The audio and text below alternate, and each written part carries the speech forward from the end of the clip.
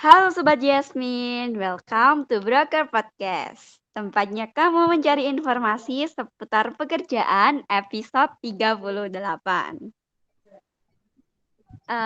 Aku mau menyapa Sobat Yasmin dulu nih. Gimana kabarnya Sobat Yasmin di rumah? Tapi sayangnya di podcast kali ini nggak bisa tanya jawab ya. Jadi aku harap Sobat Yasmin di rumah dalam keadaan sehat dan tetap jaga kesehatan karena lagi musim hujan di penghujung tahun 2021 ini. Dan waktu terasa cepat berlalu. Selain udah mau ganti tahun, tapi juga baru saja kemarin aku nemenin Sobat Yasmin di podcast episode 37 dan sekarang udah 38 nih. Cepet banget deh rasanya. Oke, aku perkenalkan diri dulu ya. Ya, meski kemarin udah perkenalan diri sih di episode 37. Jadi namaku Ellen Zara Sabira, aku biasanya dipanggil Ellen. Jadi aku seneng banget nih, kesempatan kali ini aku bisa menyapa lagi Sobat Yasmin. Dan sebelum masuk ke podcast kali ini, aku mau kasih tahu layanan yang ada di Yasmin dan pastinya bakal bermanfaat banget untuk mempersiapkan diri lebih matang untuk terjun ke dunia kerja. Jadi teman-teman denger baik-baik ya, aku mau spill layanannya nih. Dan aku yakin pasti kalian banyak yang tertarik sama layanan yang ada di Yasmin ini. Jadi layanannya itu ada review CV, berbagi template CV, konsultasi karir, dan berita-berita seminar dan lowongan kerja lainnya ada di Yasmin ini. Untuk bisa memanfaatkan layanan gratis itu, kalian bisa banget mengunjungin Instagramnya yasmin.or.id. Jadi catat baik-baik ya alamat Yasmin tadi, biar nggak lupa nih. Setelah memaparkan layanan-layanan yang ada di Yasmin tadi, saatnya kita balik lagi ke episode podcast kali ini, yaitu tentang manage your stress, manage your health. Aku rasa podcast kali ini menarik banget nih kayaknya. Dan penting banget untuk dibahas kali ini karena sesuai sama keadaan mahasiswa seperti aku saat ini yang juga lagi harus memanage stres dan memanage kesehatan nih. Oke, langsung aja yuk kita sapa dulu narasumber kita kali ini. Halo Kak Ayu. Halo juga Kak Ellen. Oke. Kak Ayu bisa memperkenalkan singkat gitu Kak. Mungkin dari domisili, dari jurusan apa, dari universitas mana, dan kesibukannya Kakak saat ini ngapain aja nih? Oke Kak Ellen, makasih ya. Aku pertama-tama mau nyapa teman-teman di sini semua. Halo teman-teman semua. Perkenalkan, aku Ayu Kusumanding Diah, biasa dipanggil Ayu. Aku sendiri sekarang adalah mahasiswa di jurusan Gizi Universitas Jember, angkatan tahun 2019. Jadi sekarang ini lagi semester 5, mau UAS, mau naik semester 6. Dan aku sendiri berdomisili di Kabupaten Bondowoso di Provinsi Jawa Timur. Untuk kesibukannya, aku sekarang sibuk tentunya kuliah karena udah mau UAS jadi ya gitu tahu sendirilah kesibukan kalau mau UAS kayak gimana. Terus juga sekarang lagi sibuk di organisasi sih dan kepanitiaan. Itu dari aku Kak Ellen. Wah, Kak Ayu cukup produktif ya. Mungkin Sobat Jasmine bisa termotivasi nih sama kesibukannya Kak Ayu. Selain fokus belajar untuk UAS, tapi juga fokus di organisasi juga. Dan aku rasa nih Kak Ayu cocok banget nih jadi narasumber kita kali ini di episode Manage Your Stress, Manage Your Health. Nah, podcast kali ini hadir di waktu yang tepat banget sih menurutku. Karena aku sebagai mahasiswa nih, saat ini juga, lagi udah hectic tugas, hectic urusan organisasi, dan udah deket sama pekan UAS. Dan mungkin mahasiswa di luar sana juga lagi pada stres nih, lagi pekan-pekan UAS juga. Dan pastinya emang bulan ini itu kayaknya cocok dinamain bulan-bulan stres gitu ya. Karena emang lagi hectic-hectic-nya, terutama bagi mahasiswa. Oke, langsung aja nih, kalau menurut Kak Ayu nih, stres itu apa sih Kak? Kalau menurut Kak Ayu sendiri? Oke Kak Ellen, kalau menurut aku ya stres itu sendiri gitu. Karena aku juga sama kayak Kak Ellen, sama-sama mahasiswa, sama-sama menjelang UAS kayak gini. Stres itu nggak jauh-jauh dari kata pusing sih menurut aku. Kenapa kok pusing? Karena adalah salah satu gejala yang sering banget aku alami kalau aku lagi stres. Lebih ke pusing gitu sih Kak. Uh, dan selain pusing itu biasanya kayak ngerasa tertekan, ngerasa suatu hal itu bener-bener pengen cepat diselesaikan. Contohnya aja kan tak lagi mau UAS nih. Pengen gitu, padahal kan belum UAS, tapi pengen banget UAS ini bisa cepat-cepat diselesaikan supaya bebannya itu hilang, supaya bebannya itu berkurang. Tuh. Itu sih Kak dari aku. Iya, bener banget. Aku juga ngerasa gitu sih Kak. Kayak, apa ya, takut sendiri gitu ya Kak, jadi Nah, mau iya cepet-cepet benar-benar. UAS. Iya, biar cepat selesai semua beban-beban ini.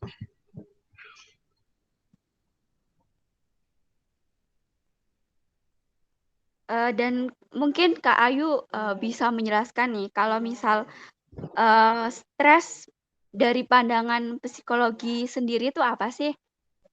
Oh, oke Kak.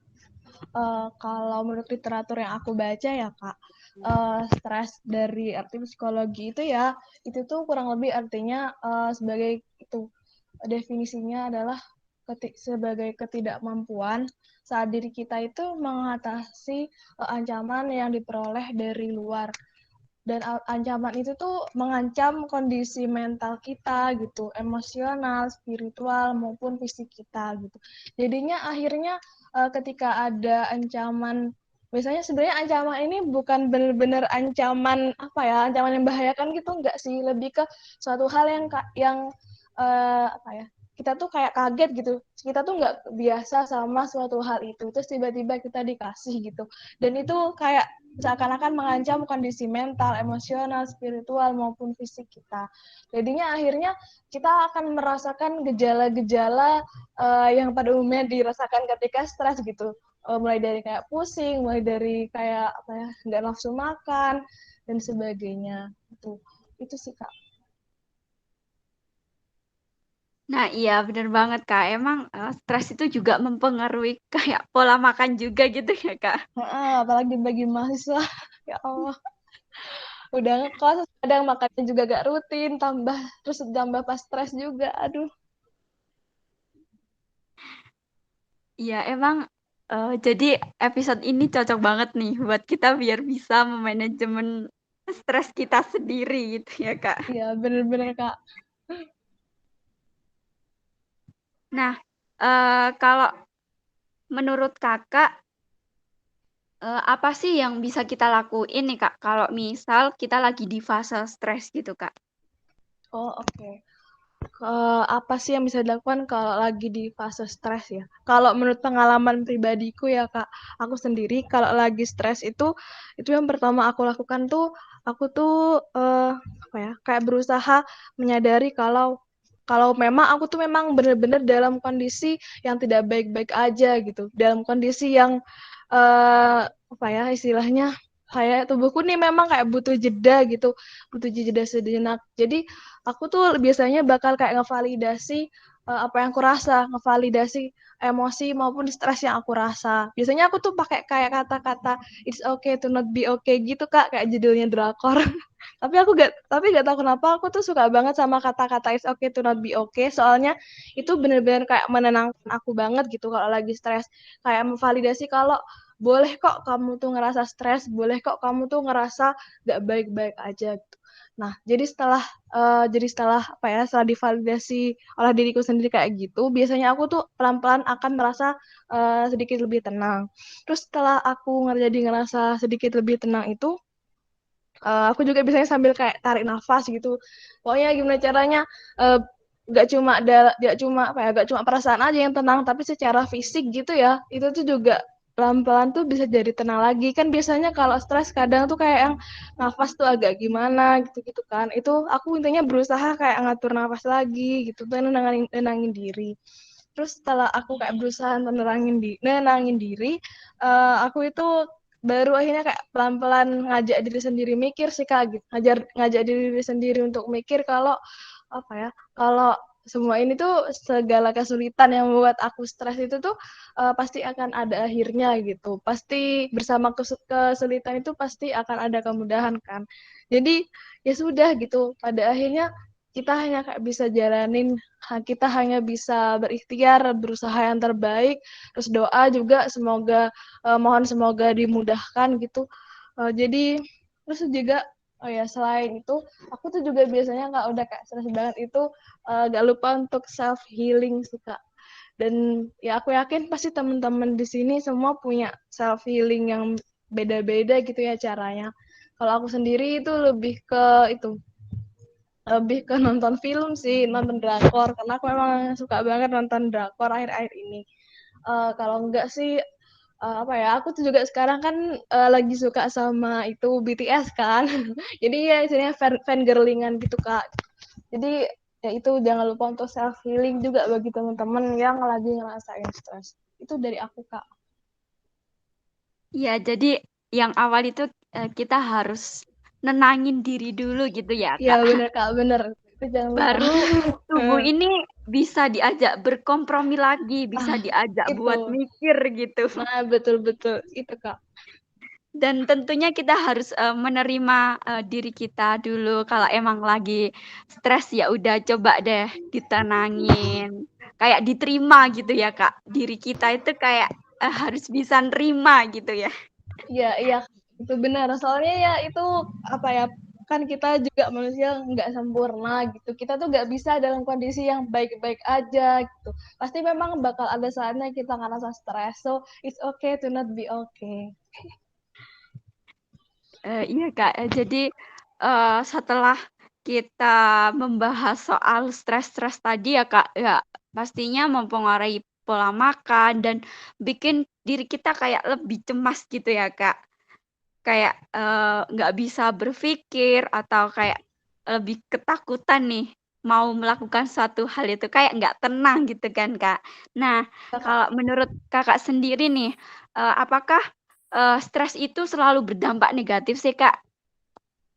Oke Kak, kalau ditanya apakah stres itu selalu berdampak negatif, menurut aku nggak selalu berdampak negatif Kak. Karena apa? Karena ya meskipun ya gejala-gejala stres yang kita rasa itu rasanya kayak negatif ya udah pusing, terus kadang kayak gak nafsu makan, bahkan sampai emah dan sebagainya. Tapi ternyata stres itu ada dampak positifnya juga loh gitu.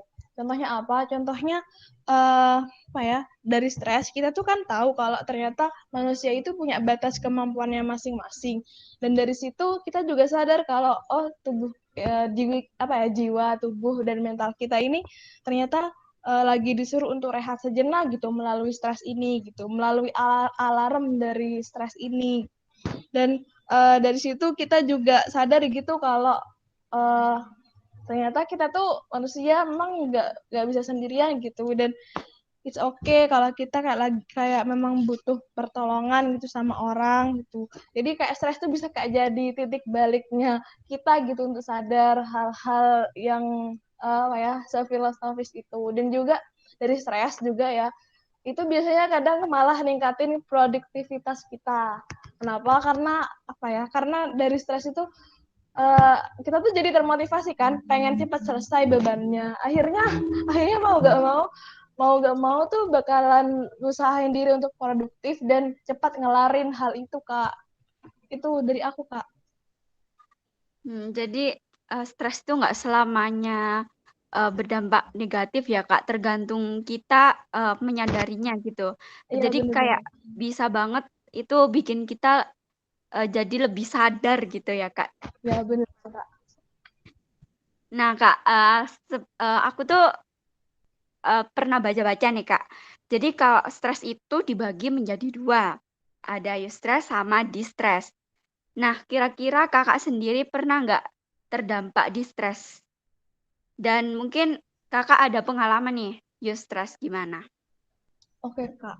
Eh, untuk eustress dan distress sendiri itu, kalau eustress itu kan jenis stres yang istilahnya kayak menguntungkan ya bagi kesehatan itu, karena itu kita tuh lewat eustress itu tuh bisa memberikan motivasi, meningkatkan motivasi kinerja dan kesejahteraan serta keproduktivitasian kita kan. Nah, kalau ditanya aku pernah apa enggak eustress, itu pasti pernah gitu. Aku yakin kita semua tuh pasti pernah gitu. Cuma kita nggak sadar. Contohnya aja dari hal-hal yang kecil gitu. Semalam kita lagi nonton film horor gitu. Itu tuh kan pasti kayak ada ketegangan, ada tekanan tersendiri kan, ada stres tersendiri kan, meskipun hanya sebentar.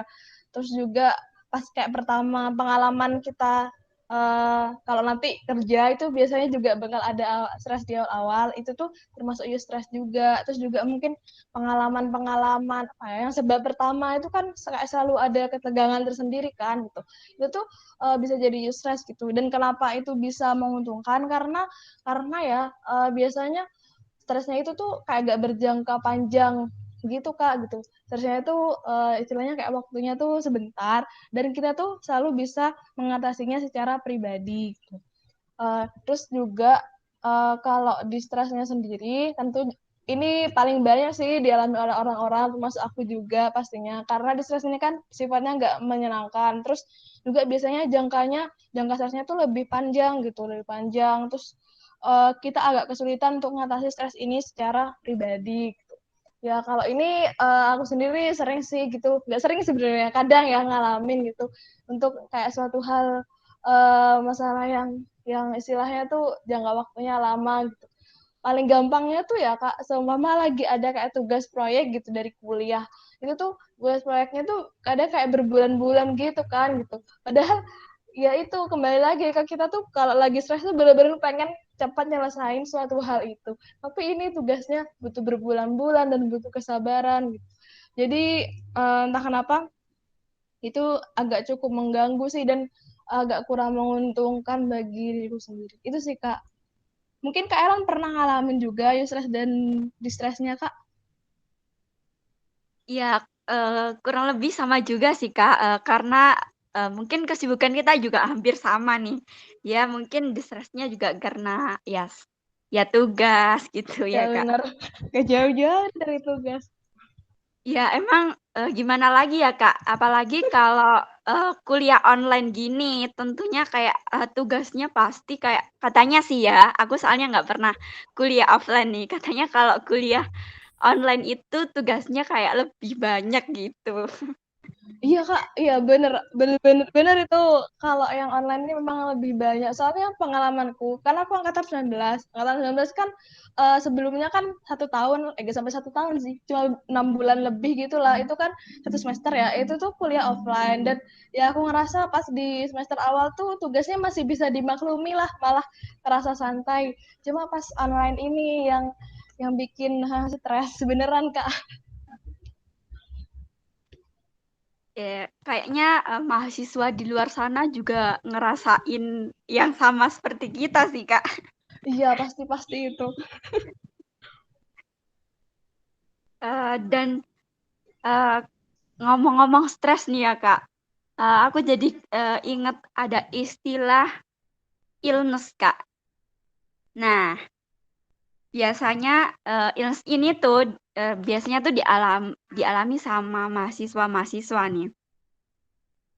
Menurut Kakak sendiri, mental illness itu apa sih Kak? Oke, mental illness ya. Mental Iya. illness itu sekali lagi ya menurut literatur yang aku baca, bukan aku nggak mau berasumsi sendiri. Mental illness itu ya kurang lebih adalah suatu kondisi di mana kita tuh merasakan gejala-gejala yang menyerang mental atau emosi kita gitu. Contohnya ya, mungkin agak bingung sama definisinya kayak gimana, tapi contoh dari mental illness tuh biasanya kita tuh kayak ngerasa cemas berlebihan gitu, punya anxiety gitu. Terus juga itu kayak yang panik, orangnya tuh mudah panik gitu. Padahal untuk hal-hal yang kecil gitu, tapi dia tuh termasuk orang yang mudah panik gitu. Itu bisa termasuk juga sebagai mental illness gitu. Jadi kayak ada gangguan pada kondisi mentalnya gitu. Dan terus kadang juga orang nih kayak sedih tapi terlalu berlarut-larut gitu dalam jangka waktu panjang, itu juga bisa. Dan berbagai kondisi yang mengganggu mental seorang. Itu Kak. Jadi, mental illness itu kayak, orang itu cenderung mudah cemas gitu ya, Kak? Ya, itu salah satunya Kak, salah satu contoh dari mental illness. Aku rasa ini, relate banget nih, Kak, sama kehidupan di masa pandemi ini. Nah, iya bener banget. Kita tuh biasanya bukan cuma cemas masalah duh takut takut terjangkit corona, tapi juga kayak cemas masalah tentang kayak tugas-tugas yang ini tugas apa namanya sudah apa belum kerjain ya. Seumpama Terus kalau seumpama tugasnya kayak tiba-tiba lagi nggak ada tugas gitu, kita biasanya bakal nimbulin kecemasan gitu tersendiri kayak yang ini beneran nggak ada tugas gitu. Kan biasanya ada tugas, kita jadi was-was gitu. Itu kayak ya kurang lebih kayak sudah menjadi momok bagi kita para mahasiswa ya, mental illness itu ya Kak. Iya, bener banget, Kak. Aku setuju nih sama, pendapat Kak Ayu nih tadi. Jadi, mental illness itu, saat ini tuh kalau di kalangan mahasiswa itu kayak, udah jadi hal yang sering terjadi gitu ya, Kak, sering ketakutan sama tugas-tugas gitu. Ya bener ya Allah, tugas-tugas senyeremin itu. Padahal tugasnya nggak gigit, tapi kita aja Iya, yang padahal tugasnya nggak gigit. Tapi bener-bener kayak bikin waspada gitu, kayak dikit-dikit lihat HP gitu, takut ada kayak suruh join Zoom dadakan dan sebagainya.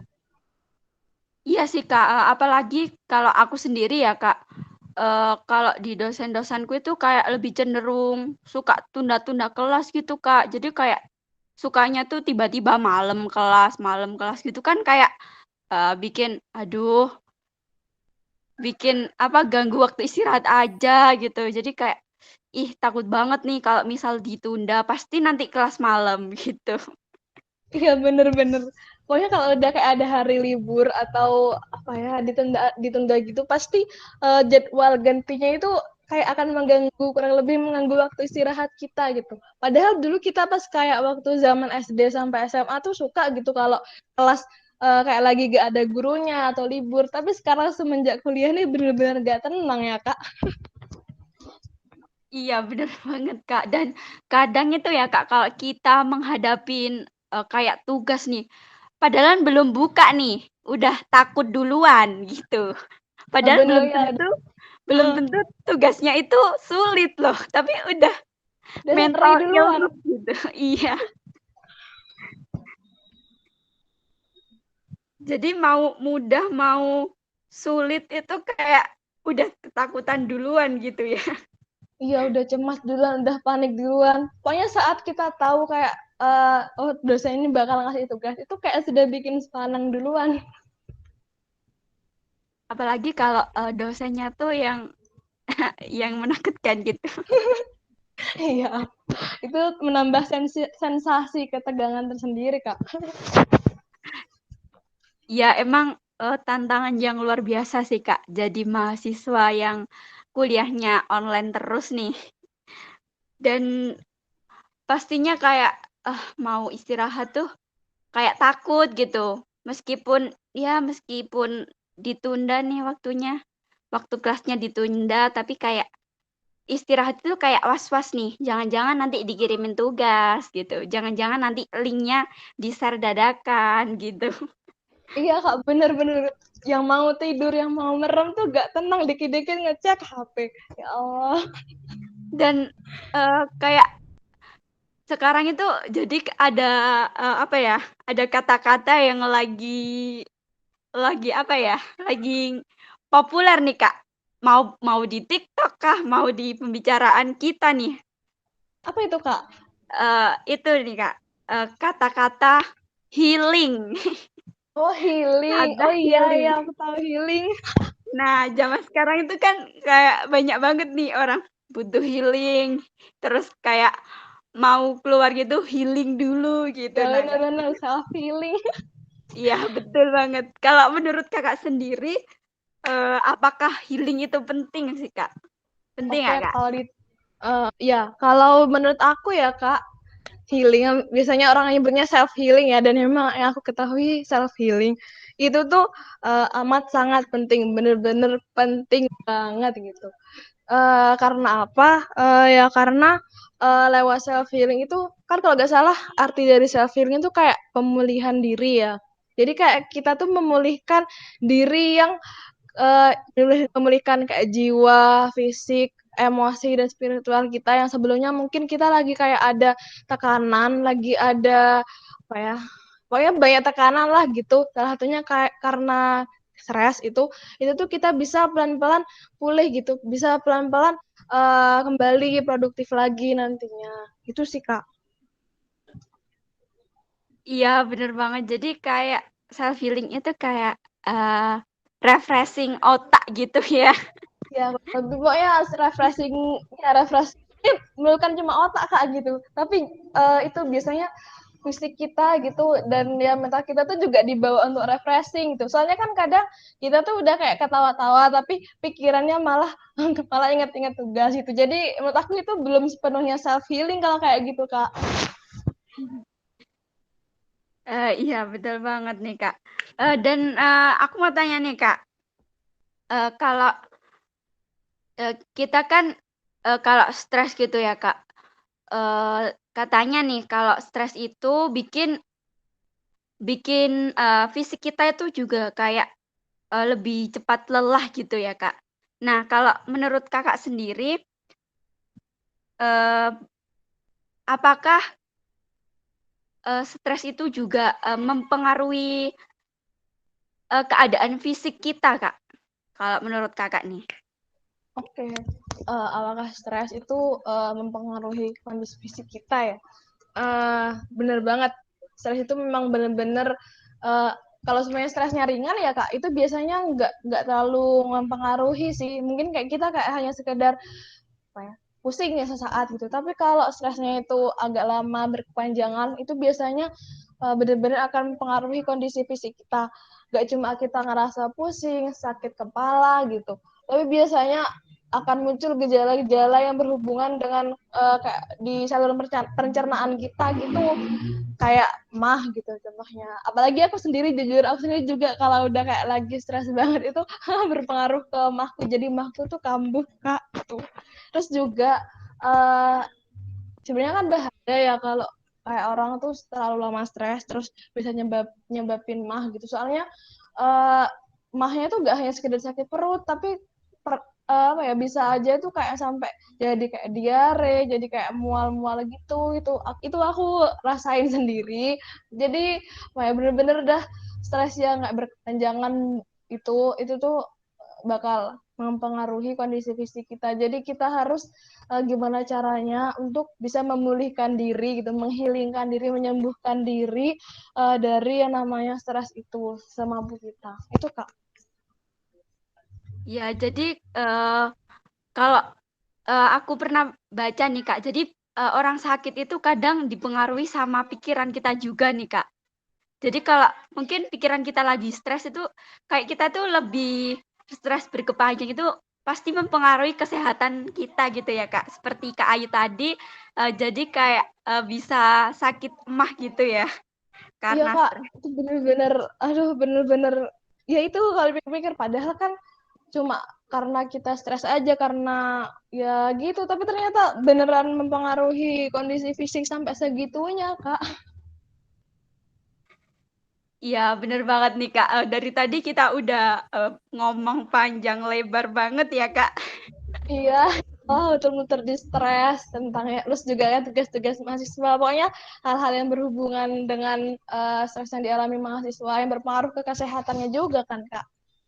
Iya, bener banget. Nah, untuk mengakhiri podcast, kok mengakhiri sih, untuk menutup nih, Kak, menutup podcast episode kali ini, Kakak bisa kasih closing statement gitu buat sobat Yasmin di rumah. Oke, terima kasih Kak Ellen. Eh, nggak kerasa sudah nyampe di akhir dari podcast ini.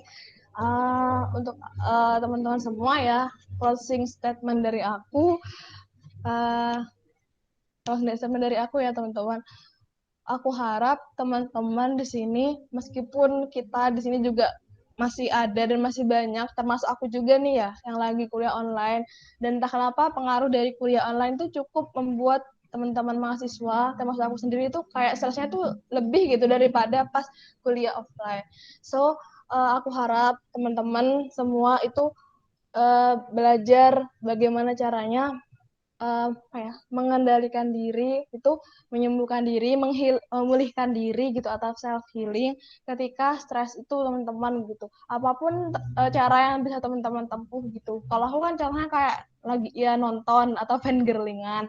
Kalau memang teman-teman ada yang punya cara untuk melepaskan stresnya, menyembuhkan stresnya sendiri, monggo gitu, silahkan banget. Supaya apa teman-teman, kan sesuai topik kita ya, itu yang mana stres ini juga akan berhubungan dengan kesehatan, dan apa yang aku ceritain tadi yaitu contohnya kayak mah gitu, mah yang sampai kayak mual, sampai diare gitu. Jadi tolong teman-teman supaya tidak berpengaruh ke kondisi fisiknya, tolong banget untuk gimana caranya find jangan pakai bahasa Inggris ya, pokoknya bagaimana caranya temukan cara supaya teman-teman itu bisa pulih dari segala macam stres, salah satunya dari stres yang dirasakan ketika kuliah online ini. Itu kok, maaf ya kepanjangan. It's okay sih, Kak, cukup mereminder aku sendiri dan mungkin teman-teman lainnya juga yang, mengalami kehatikan saat ini, biar bisa lebih memanajemen pikirannya juga karena, pastinya stres itu juga berpengaruh kesehatan gitu ya, Kak. Ya, bener itu. Dan, aku rasa nih, Kak, sepertinya, obrolan kita, harus sampai di sini aja nih, Kak. Wah, udah gak kerasa banget. Padahal lagi seru-serunya tadi kita bahas tentang stres ini ya, Kak. Iya, bener banget, seru banget. Aku jadi ikut, ikut apa ya, ikut kereminder gitu ya. Jadi, buat teman-teman yang mau mendengarkan podcast Yasmin untuk episode-episode selanjutnya yang pastinya bakal, seru banget nih. Jadi, kalian bisa mengunjungi di YouTube channel yasmin.or.id. Mungkin, untuk penutup acara ini kita bisa say goodbye dulu nih, Kak, ke sobat Yasmin. Oke, Sobat Jasmine sekalian, makasih banyak udah mau dengerin podcast ini. Sampai jumpa ya di podcast episode selanjutnya. Dadah. Baik, terima kasih Kak Ayu yang sudah menyempatkan waktunya. Oke, aku juga pamit undur diri ya. Goodbye.